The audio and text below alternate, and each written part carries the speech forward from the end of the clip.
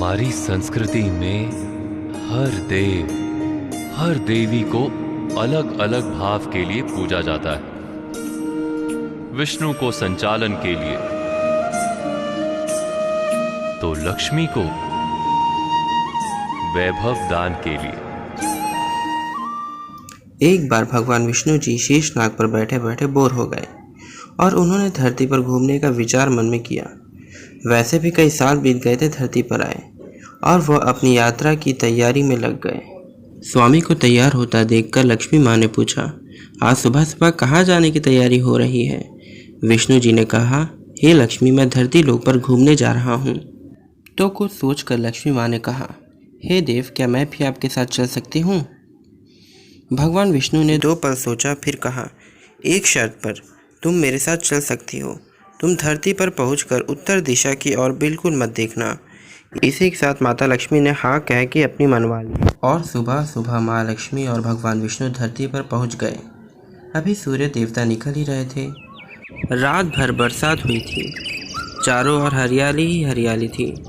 उस समय चारों ओर बहुत ही शांति थी और धरती बहुत ही सुंदर दिख रही थी और माँ लक्ष्मी मंत्र मुक्त होकर धरती को देख रही थी और भूल गई कि पति को क्या वचन देकर आई हैं और चारों ओर देखती हुई कब उत्तर दिशा की ओर देखने लगी पता ही नहीं चला। उत्तर दिशा में माँ लक्ष्मी को एक बहुत ही सुंदर बगीचा नजर आया और उस तरफ से भीनी भीनी खुशबू आ रही थी और बहुत ही सुंदर सुंदर फूल खिले थे। यह एक फूलों का खेत था और माँ लक्ष्मी बिना सोचे समझे उस खेत में गई और एक सुंदर सा फूल तोड़ लाई। लेकिन यह क्या, जब माँ लक्ष्मी भगवान के पास वापस आई तो भगवान विष्णु की आंखों में आंसू थे और भगवान विष्णु ने माँ लक्ष्मी को कहा कि कभी भी किसी से बिना पूछे उसका कुछ भी नहीं लेना चाहिए और साथ ही अपना वचन भी याद दिलाया। माँ लक्ष्मी को अपनी भूल का पता चला तो उन्होंने भगवान विष्णु से इस भूल की माफ़ी मांगी। तो भगवान विष्णु ने कहा कि जो तुमने जो भूल की है उसकी सज़ा तुम्हें ज़रूर मिलेगी। जिस माली के खेत से तुमने बिना पूछे फूल तोड़े थे, ये एक प्रकार की चोरी है। इसलिए अब तुम 3 साल तक माली के घर नौकर बनकर रहो। उसके बाद मैं तुम्हें बैकुंठ में वापस बुलाऊंगा। माँ लक्ष्मी ने चुपचाप सर झुकाकर हाँ कर दी और माँ लक्ष्मी एक गरीब औरत का रूप धारण करके उस खेत के मालिक के घर गई। घर क्या, एक झोपड़ा था और मालिक का नाम माधव था। माधव की बीवी, 2 बेटे और 3 बेटियां थीं। सभी उस छोटे से खेत में काम करके किसी तरह से गुजारा करते थे। माँ लक्ष्मी ने जब एक साधारण और गरीब औरत बनकर जब माधव के झोपड़े पर गई तो माधव ने पूछा, बहन तुम कौन हो और इस समय तुम्हें क्या चाहिए? तब माँ लक्ष्मी ने कहा, मैं एक गरीब औरत हूँ, मेरी देखभाल करने वाला कोई नहीं, मैंने कई दिनों से खाना भी नहीं खाया, मुझे कोई भी काम दे दो, साथ में मैं तुम्हारे घर का काम भी कर दिया करूँगी, बस मुझे अपने घर में कोने में आसरा दे दो। माधव बहुत ही अच्छे दिल का मालिक था, उसे दया आ गई, लेकिन उसने कहा, बहन मैं तो बहुत गरीब हूँ, मेरी कमाई से मेरा घर का खर्चा मुश्किल से चलता है, लेकिन अगर मेरी 3 की जगह 4 बेटियाँ होती तो भी मैंने अपना गुजारा करना था। अगर तुम मेरी बेटी बनकर जैसा रूखा सूखा हम खाते हैं उसमें खुश रह सकती हो तो बेटी अंदर आ जाओ। माधव ने माँ लक्ष्मी को अपने झोपड़े में शरण दे दी और माँ लक्ष्मी 3 साल उस माधव के घर पर नौकरानी बनकर रही। इस दिन माँ लक्ष्मी माधव के घर आई थी।